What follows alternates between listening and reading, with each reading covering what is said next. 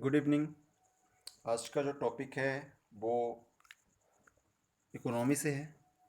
और अभी जो ये करेंट का मुद्दा है, अभी हाल ही में केंद्र सरकार ने जो एफडीआई के नियम है उसमें थोड़ी सी बदलाव किए हैं। पहले ये था कि अगर कोई बाहर का देश आता है, जैसे मेन दो लोग किया गया था। एक जो है पाकिस्तान और दूसरा बांग्लादेश। अगर ये दो देश, अगर यहाँ के निवेशक या यहाँ की कंपनियाँ अगर भारत में आके निवेश करना चाहती हैं तो इससे पहले जो है वो सरकार से इजाज़त लेना पड़ेगा। तो आप लेना पड़ेगा, ये व्यवस्था थी।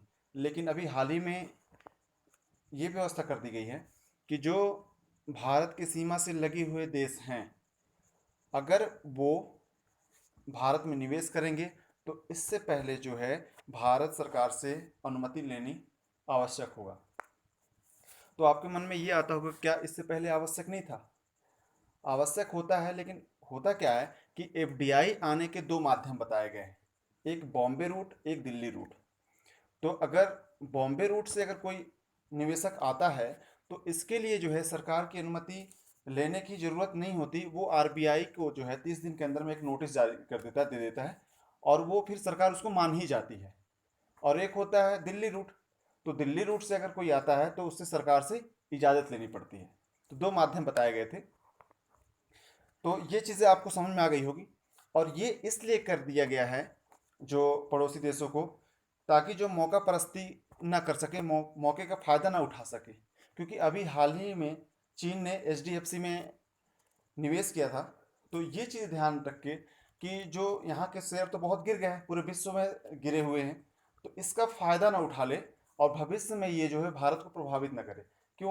क्योंकि अगर ये शेयर खरीदता है यहाँ का, तो खरीद लेगा तो भविष्य में उसका हिस्सेदार होगा। और कभी भी नियम बनते हैं तो वो उनमें वोटिंग करते हैं। जैसे जो अंशधारी होते हैं, जो शेयर होल्डर होते हैं, वो क्या होते हैं, जब भी कंपनी में कोई फैसला लेते हैं तो उनकी भी वोटिंग होती है कि क्या फैसला लिया जाए। तो हो सकता है वो प्रभावित करें। तो इसका फायदा ये सब उठा ना पाए, और मेन जो है चीन को ध्यान में रख के यहाँ तक सरकार ने किया होगा।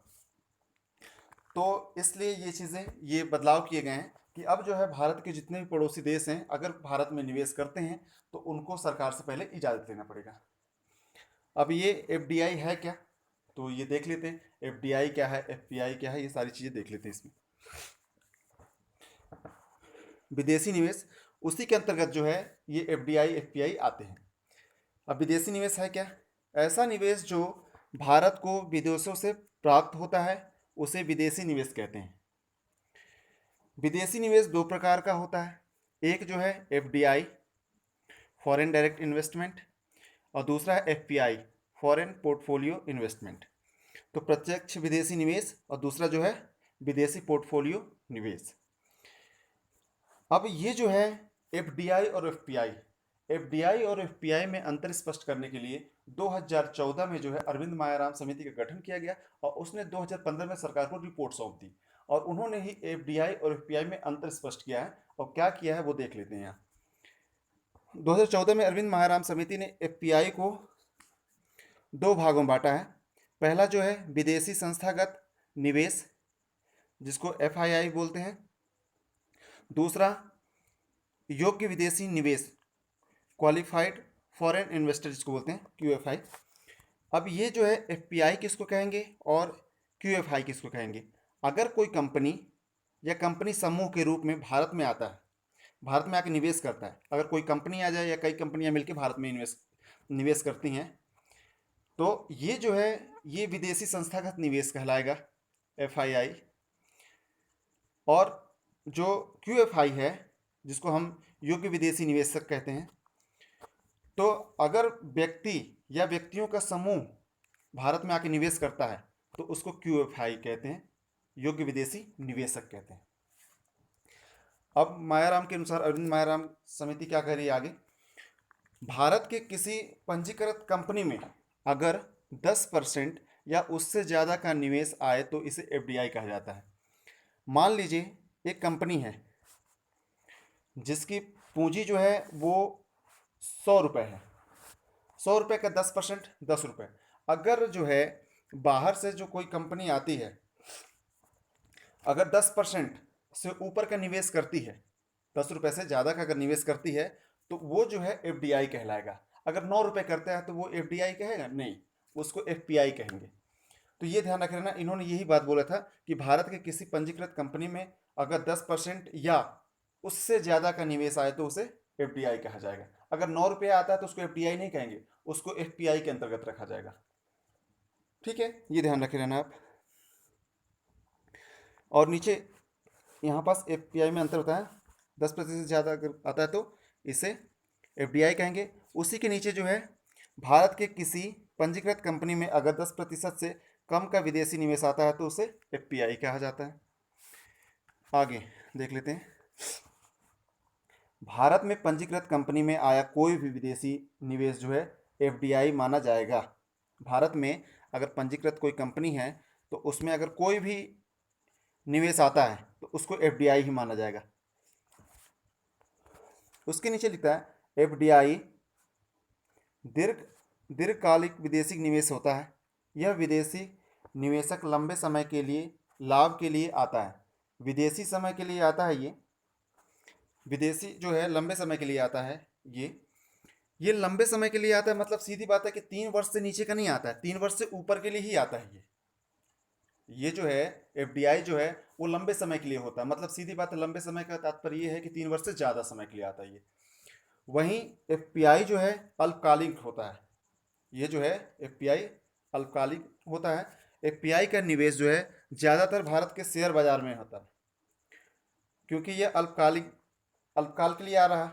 और ये जो है इसीलिए इसमें जो है पलायन पलायन करने की क्षमता ज़्यादा होती है। इसमें जो है पलायन करने की क्षमता ज़्यादा होती है। और ये जो है पलायनवादिता के कारण ही इसको हॉट करेंसी या फिर उष्ण मुद्रा कहते हैं इसको। क्यों? क्योंकि ये जो है इसी को है अच्छे मौसम का साथी भी हम कहते हैं।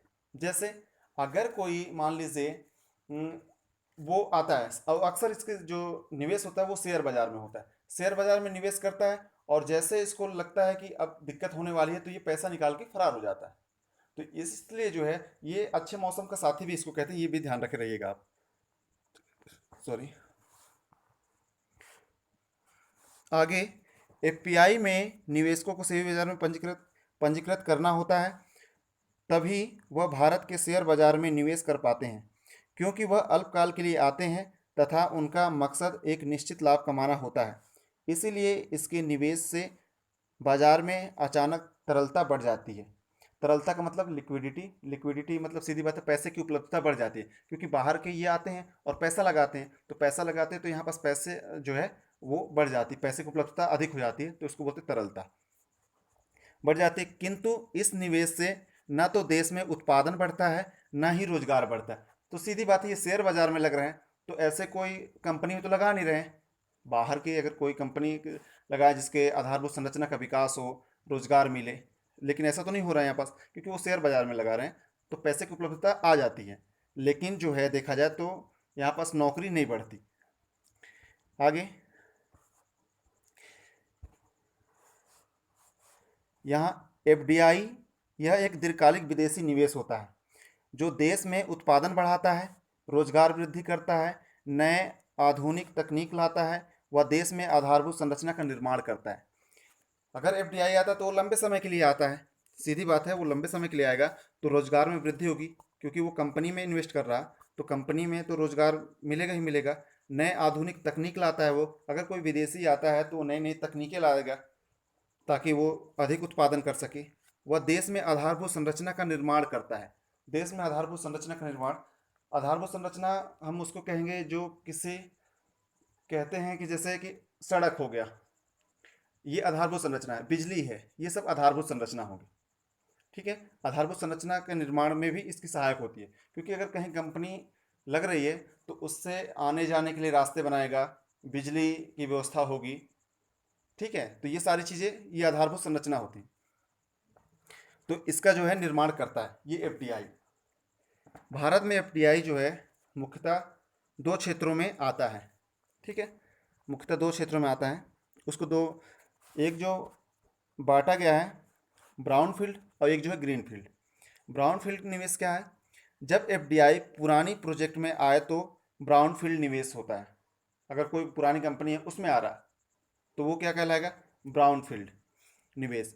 ग्रीनफील्ड निवेश क्या है? जब एफडीआई नए प्रोजेक्ट या नए आधारभूत संरचना में आता है तो उसे ग्रीनफील्ड निवेश कहते हैं। तो इसमें आपको बहुत सारी चीज़ें जानकारी मिली होंगी आपको, और आशा है समझ में आ गया होगा। तो इस वीडियो में सिर्फ इतना ही। धन्यवाद।